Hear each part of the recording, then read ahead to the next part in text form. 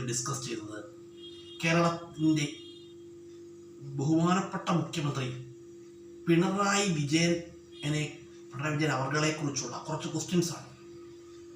നമ്മൾ ക്വസ്റ്റ്യൻസിലേക്ക് കടക്കാം.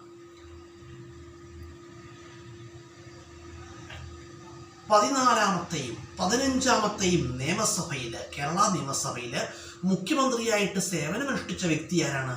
പിണറായി വിജയനാണ്. അതുപോലെ തന്നെ അദ്ദേഹത്തെക്കുറിച്ച് പറയുകയാണെങ്കിൽ EK നയനാരിന് ശേഷം ഏറ്റവും കൂടുതൽ കാലം കേരള മുഖ്യമന്ത്രിയായിട്ട് സേവനമനുഷ്ഠിച്ചതാരാണ്? പിണറായി വിജയനാണ്. അതുപോലെ തന്നെ അദ്ദേഹത്തെക്കുറിച്ച് പറയുകയാണെങ്കിൽ അതുപോലെ തന്നെ രാജ്ഭവന് പുറത്ത് സത്യപ്രതിജ്ഞ ചെയ്യുന്ന 2ാമത്തെ കേരള മുഖ്യമന്ത്രിയാണ് പിണറായി വിജയൻ. അതുപോലെ അദ്ദേഹത്തെക്കുറിച്ച് പറയുമ്പോൾ വളരെ പ്രധാനപ്പെട്ട ക്വസ്റ്റ്യനാണ്. പിണറായി വിജയൻ്റെ ബുക്ക് ഏതാണെന്ന് അറിയാമോ? നമ്മുടെ കേരള മുഖ്യമന്ത്രിയായ പിണറായി വിജയൻ്റെ ബുക്കാണ് കേരള നവോത്ഥാനം നേരിടുന്ന വെല്ലുവിളികൾ. അതുപോലെ തന്നെ അദ്ദേഹത്തെക്കുറിച്ച് പറയുമ്പോൾ വളരെ പ്രധാനപ്പെട്ട ക്വസ്റ്റ്യനാണ്. 2018 ഡിസംബർ 9 കണ്ണൂർ അന്താരാഷ്ട്ര വിമാനത്താവളം ഉദ്ഘാടനം ചെയ്തതാരാണ്? നമ്മുടെ മുഖ്യമന്ത്രിയായ പിണറായി വിജയനാണ്. അതുപോലെ തന്നെ വളരെ പ്രധാനപ്പെട്ട ക്വസ്റ്റ്യനാണ്.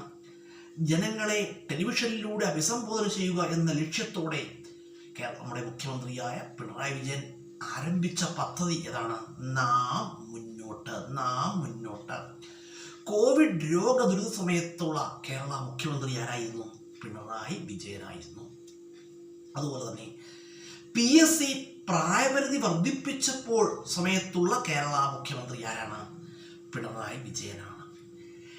കേരളത്തിൻ്റെ ഭരണഭാഷ മലയാളമാക്കിയ സമയത്തുള്ള കേരള മുഖ്യമന്ത്രി ആരാണ്? പിണറായി വിജയനാണ്. അതുപോലെ തന്നെ KSRTC ബസ്സുകളിൽ കുട്ടികൾക്ക് ഹയർ സെക്കൻഡറി വരെയുള്ള കുട്ടികൾക്ക് സൗജന്യ യാത്ര അനുവദിച്ച സമയത്തുള്ള കേരള മുഖ്യമന്ത്രി ആരായിരുന്നു? പിണറായി വിജയനായിരുന്നു. അതുപോലെ സാമൂഹ്യ സുരക്ഷാ പെൻഷൻ 2000 രൂപയാക്കി വർദ്ധിപ്പിച്ച സമയത്തുള്ള കേരള മുഖ്യമന്ത്രി ആരാണ്? പിണറായി വിജയനാണ്. പിണറായി വിജയൻ എന്ന് പറയുമ്പോൾ കേരളത്തിൻ്റെ ബഹുമാനപ്പെട്ട മുഖ്യമന്ത്രി ശ്രീ പിണറായി വിജയൻ അവരുടെ ഒരുപാട് ഭരണപരിഷ്കാരങ്ങൾ കേരളത്തിൽ ഉണ്ടായിട്ടുണ്ട്, ഇല്ലെന്ന് പറയാൻ കഴിയില്ല. ഒട്ടനവധി വികസനങ്ങൾ കേരളത്തിൽ അങ്ങോളം ഉണ്ടായിട്ടുണ്ട്.